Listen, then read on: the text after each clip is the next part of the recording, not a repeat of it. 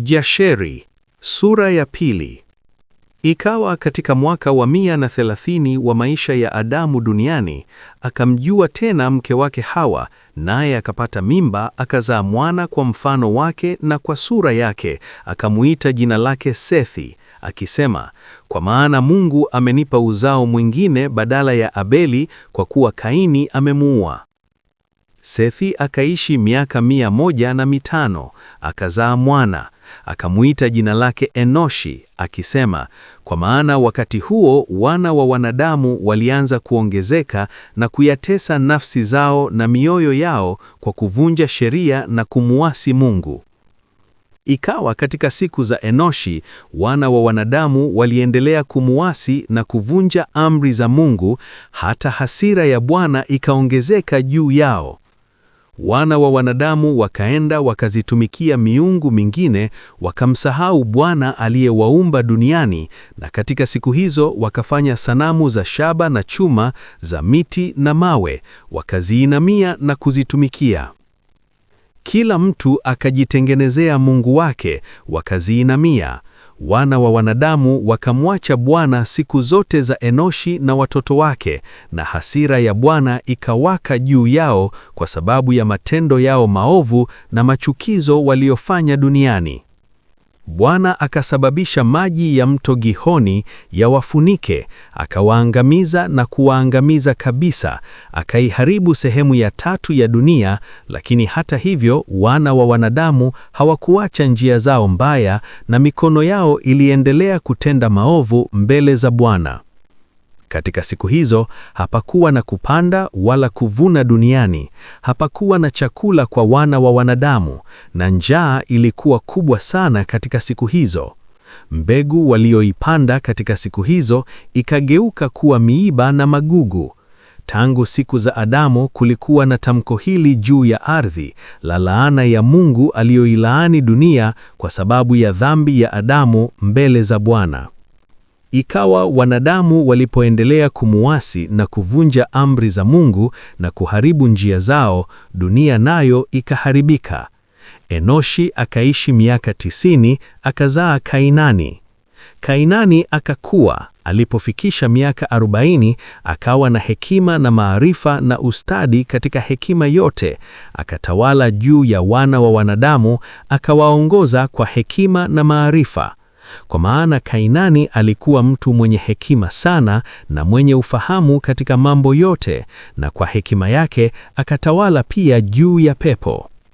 Kainani akajua kwa hekima yake kwamba Mungu angewaangamiza wana wa wanadamu kwa sababu ya dhambi zao duniani, na kwamba Bwana katika siku za mwisho angewaletea maji ya gharika.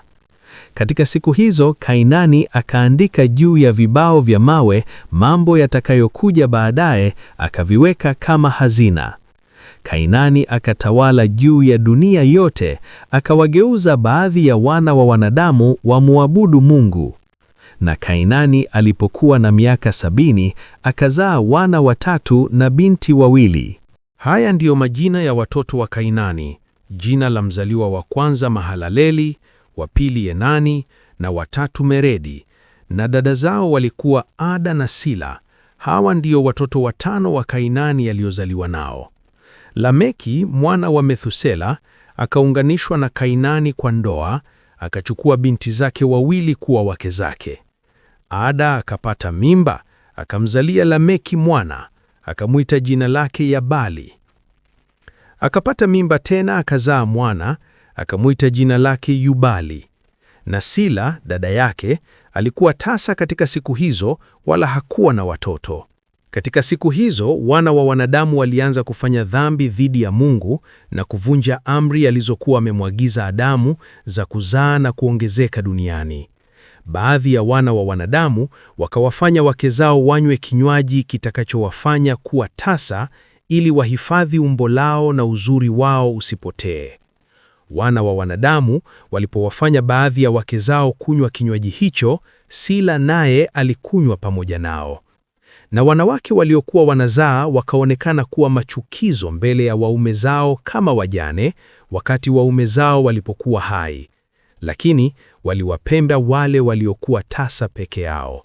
Baada ya muda mrefu, Sila alipokuwa mzee, Bwana akafungua tumbo lake. Akapata mimba, akazaa mwana, akamwita jina lake Tubal-Kaini, akisema, baada ya kunyauka kwangu, nimepata mtoto kwa Mungu Mwenyezi. Akapata mimba tena, akazaa binti, akamwita jina lake Naama, akisema, baada ya kunyauka kwangu, nimepata furaha na shangwe. Lameki alipokuwa mzee na kuendelea sana katika miaka, macho yake yakafifia hata hakuweza kuona, na Tubal-Kaini mwanawe alikuwa akimwongoza, na siku moja Lameki akaenda shambani, naye Tubal-Kaini alikuwa pamoja naye. Walipokuwa wakitembea shambani, Kaini mwana wa Adamu akaja kuelekea kwao, maana Lameki alikuwa mzee sana na hakuweza kuona vizuri, na Tubal-Kaini mwanawe alikuwa bado mdogo. Tubal-Kaini akamwambia baba yake apige mshale kwa upinde wake, naye akampiga Kaini aliyekuwa mbali, akamuua, kwa maana alimdhani kuwa ni mnyama. Mishale ikaingia mwilini mwa Kaini, ingawa alikuwa mbali nao, akaanguka chini akafa. Bwana akalipa uovu wa Kaini sawasawa na uovu aliomfanyia ndugu yake Abeli, kulingana na neno la Bwana alilosema. Ikawa Kaini alipokufa, Lameki na Tubal-Kaini wakaenda kumtazama mnyama waliyeua. Walipoona, kumbe ni Kaini babu yao amelala amekufa juu ya nchi. Lameki akahuzunika sana kwa kufanya jambo hilo, na alipogonga mikono yake pamoja, akampiga mwanawe na kumuua. Wake wa Lameki waliposikia alichokifanya, wakataka kumuua. Wake wa Lameki wakamchukia tangu siku hiyo kwa sababu aliwaua Kaini na Tubal-Kaini, nao wakajitenga naye wala hawakumshikiliza katika siku hizo. Lameki akaja kwa wake zake, wakawasihi wamsikilize kuhusu jambo hili. Haya ndiyo majina ya watoto wa Kainani: jina la mzaliwa wa kwanza Mahalaleli, wa pili Enani, na wa tatu Meredi, na dada zao walikuwa Ada na Sila.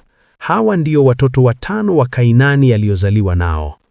Lameki mwana wa Methusela akaunganishwa na Kainani kwa ndoa, akachukua binti zake wawili kuwa wake zake. Ada akapata mimba, akamzalia Lameki mwana, akamwita jina lake Yabali. Akapata mimba tena, akazaa mwana, akamwita jina lake Yubali. Na Sila dada yake alikuwa tasa katika siku hizo, wala hakuwa na watoto. Akapata mimba tena, akazaa mwana, akamwita jina lake Yubali. Na Sila dada yake alikuwa tasa katika siku hizo, wala hakuwa na watoto. Katika siku hizo, wana wa wanadamu walianza kufanya dhambi dhidi ya Mungu na kuvunja amri alizokuwa amemwagiza Adamu za kuzaa na kuongezeka duniani. Baadhi ya wana wa wanadamu wakawafanya wake zao wanywe kinywaji kitakachowafanya kuwa tasa, ili wahifadhi umbo lao na uzuri wao usipotee. Wana wa wanadamu walipowafanya baadhi ya wake zao kunywa kinywaji hicho, Sila naye alikunywa pamoja nao. Na wanawake waliokuwa wanazaa wakaonekana kuwa machukizo mbele ya waume zao, kama wajane wakati waume zao walipokuwa hai, lakini waliwapenda wale waliokuwa tasa peke yao. Baada ya muda mrefu, Lameki alipokuwa mzee, Bwana akafungua tumbo lake. Akapata mimba, akazaa mwana, akamwita jina lake Tubal-Kaini, akisema, baada ya kunyauka kwangu, nimepata mtoto kwa Mungu Mwenyezi. Akapata mimba tena, akazaa binti, akamwita jina lake Naama, akisema, baada ya kunyauka kwangu, nimepata furaha na shangwe. Lameki alipokuwa mzee na kuendelea sana katika miaka, macho yake akafifia hata hakuweza kuona. Na Tubal-Kaini mwanawe alikuwa akimwongoza, na siku moja Lameki akaenda shambani, naye Tubal-Kaini alikuwa pamoja naye. Walipokuwa wakitembea shambani, Kaini mwana wa Adamu akaja kuelekea kwao, maana Lameki alikuwa mzee sana na hakuweza kuona vizuri, na Tubal-Kaini mwanawe alikuwa bado mdogo.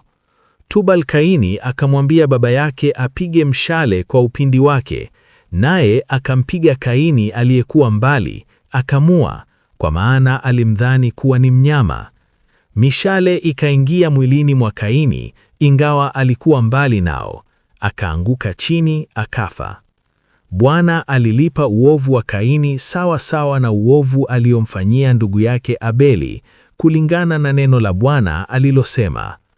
Ikawa Kaini alipokufa, Lameki na Tubal-Kaini wakaenda kumtazama mnyama waliyeua.